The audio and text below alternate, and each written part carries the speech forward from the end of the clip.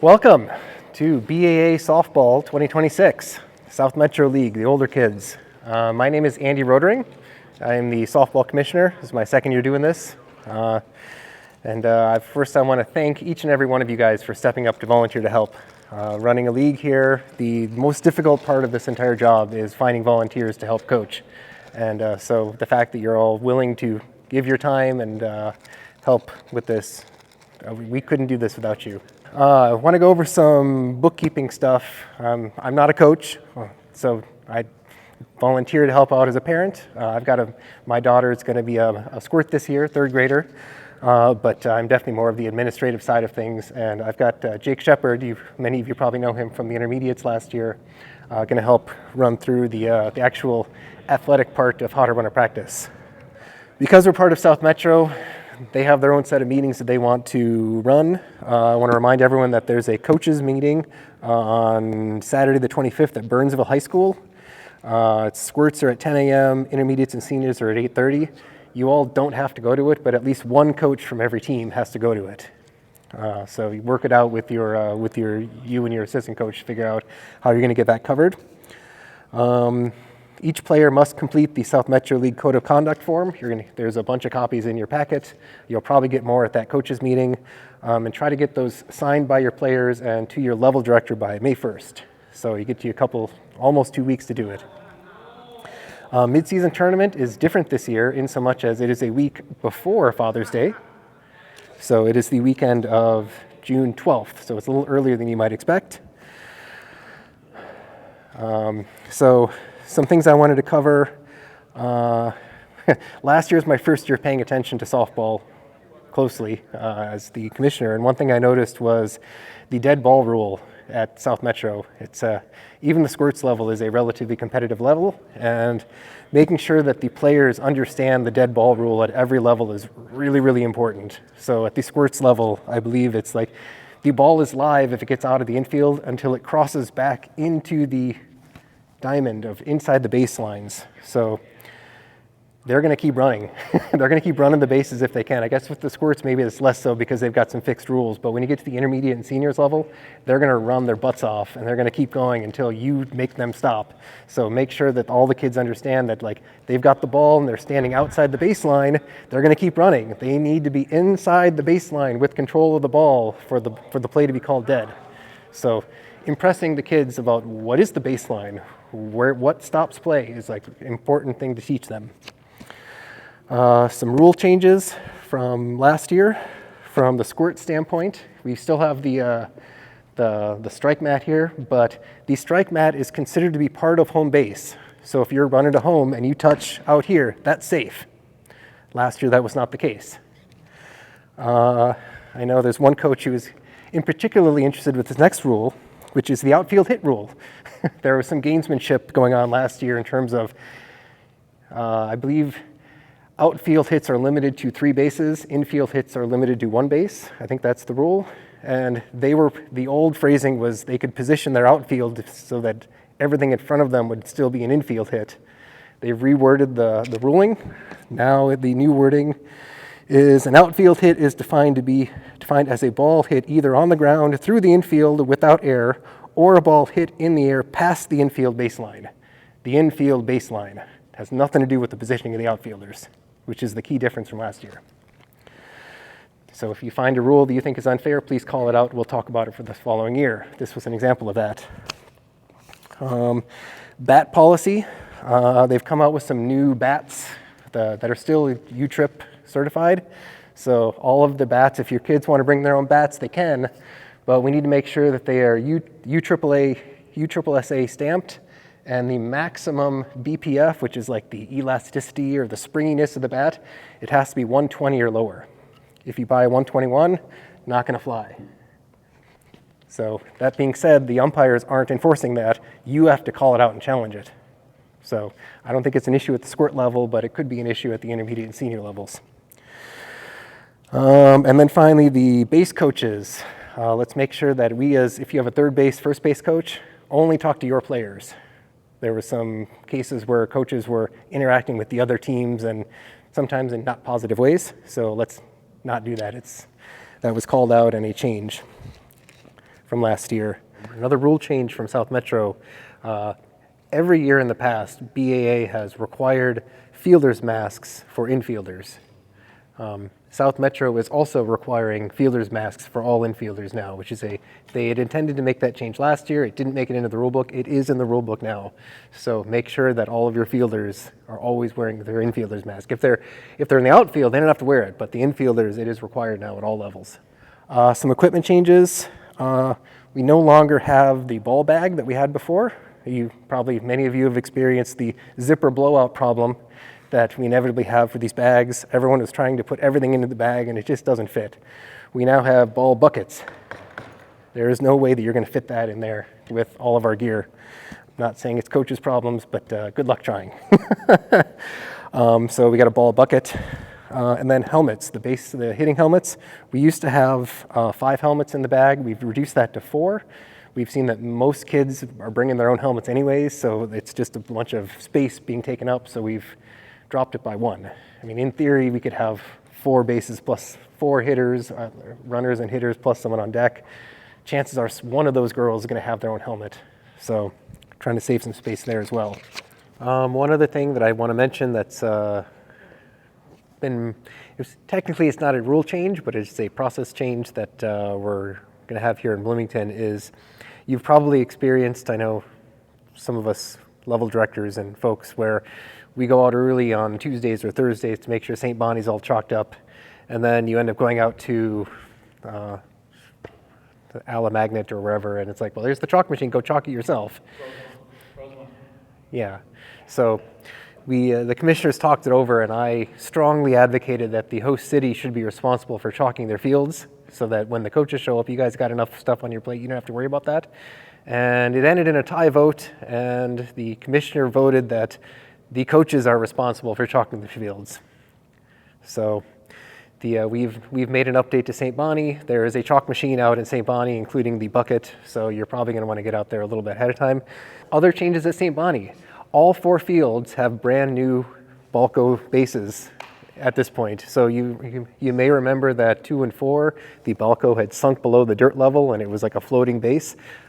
They finally heard that turns out that's not safe. So they dug them all up, and all 4 fields have Balcos. The 1 and 3 is set up for our mini mites, and which are 55, set up for 55, which is our mites and mini mites level, and 60, which is I believe the squirt level. The other 2, the 2 and 4, are set up for squirts and intermediates. There's a peg, and when you take the cap off, dirt falls in, and if you just try to put the base on there, it's going to be all wobbly. We're going to have a dowel in every one of the base boxes where you have to, it's a good idea to dig it out a little bit so that the actual thing can fit down so it's flush with the ground. Otherwise, it's up here and it's not a good deal. Similarly, when you're taking the base off and you put it back on, you want to try to make sure it gets into the ground as much as it can. You're going to see these covers are not the same covers as last year. Last year, they were flat covers with some fake plastic grass on it. These are like little bulges that stick out. So on both fields, if you're intermediates and you're playing at 65, you've got to run past the 60-foot caps. Similarly for the squirts, you've got to run past the 55-foot mounds. So when you get out there, it'd be a good idea to look and see well, how well are they? They're not going to be completely flush with the ground. There's going to be a little bulge. But if someone did a really terrible job or some kid in the neighborhood pulled them up and then put them back down because they thought it was cool, you could have it sticking out. And there's a safety issue there too, where you don't want the runner to have to run and avoid this thing sticking out in the middle of the baseline. Other things, just a reminder that we do have an all-star selection for the intermediates and above. So it's going to be, we'll talk more about it at the South Metro League meeting. And so keep an eye out for players that you think deserve some extra recognition. And then we also have sportsmanship awards. So if you find a player that doesn't have to be the best player, but just someone who exemplifies good sportsmanship, so that's going to be at all levels as well.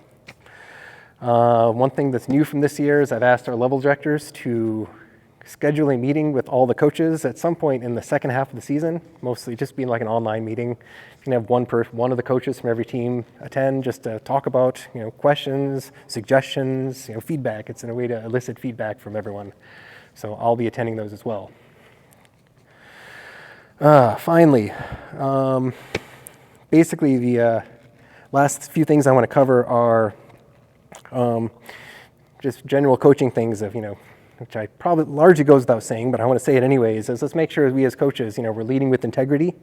We're playing for fun, but we're trying to teach skills at the same time. And really, outcomes matter a lot less than the effort that you put into it.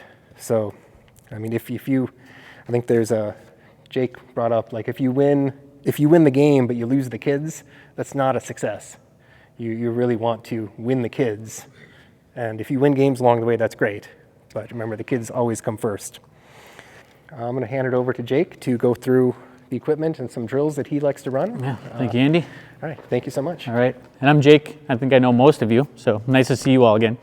I've got just as a quick introduction. Well, I guess let me ask, raise your hands if you've never coached before, raise up your hand and, okay, a couple, all right. So all the rest of you know all this stuff.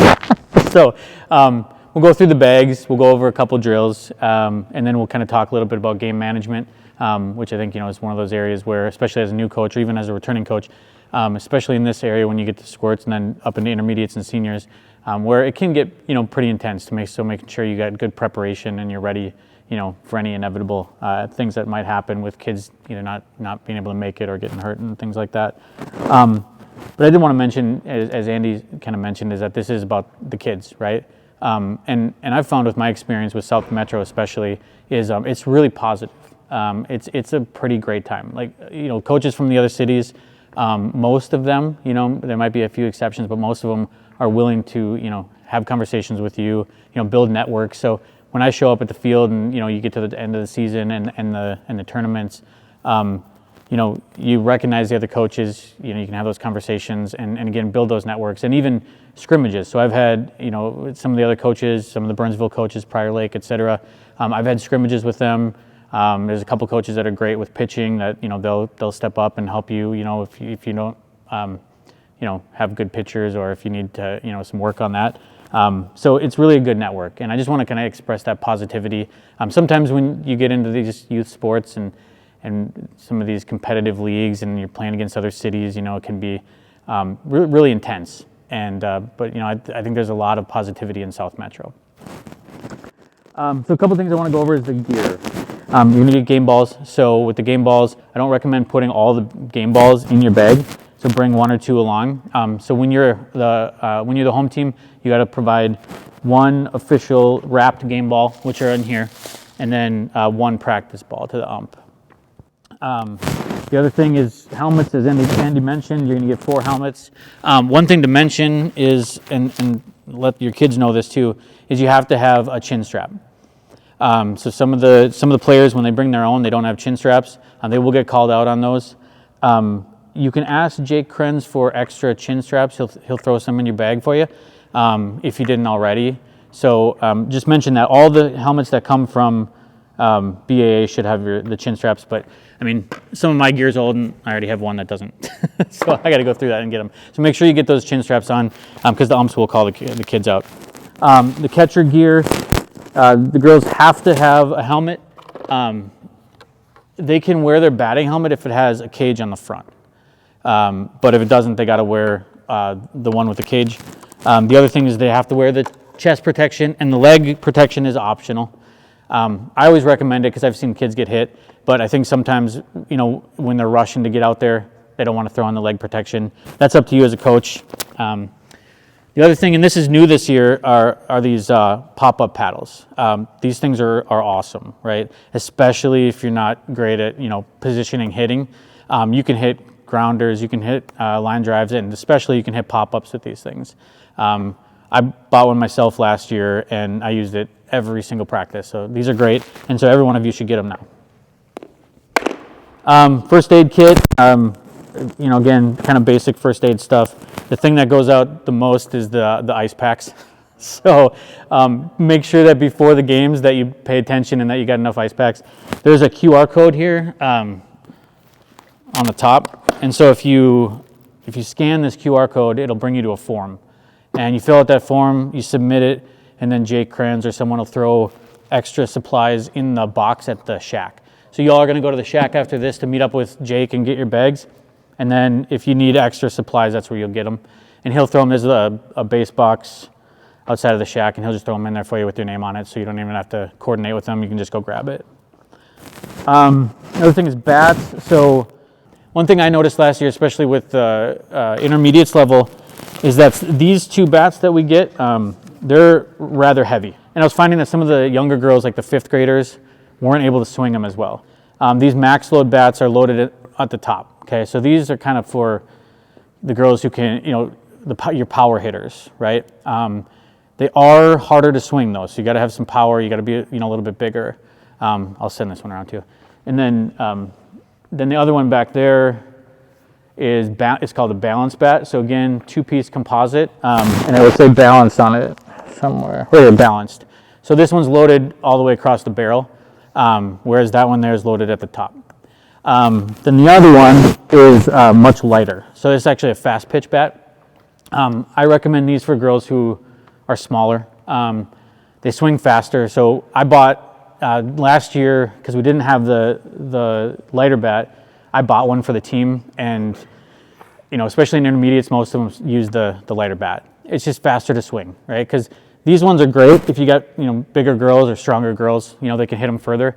But if you can't swing fast or accurately, it's not going to be as beneficial, right? So those are some options. You're going to have some more practice bats too. With these ones, because they are hot bats, if it's cold out, you don't want to use these at practice because you could crack them.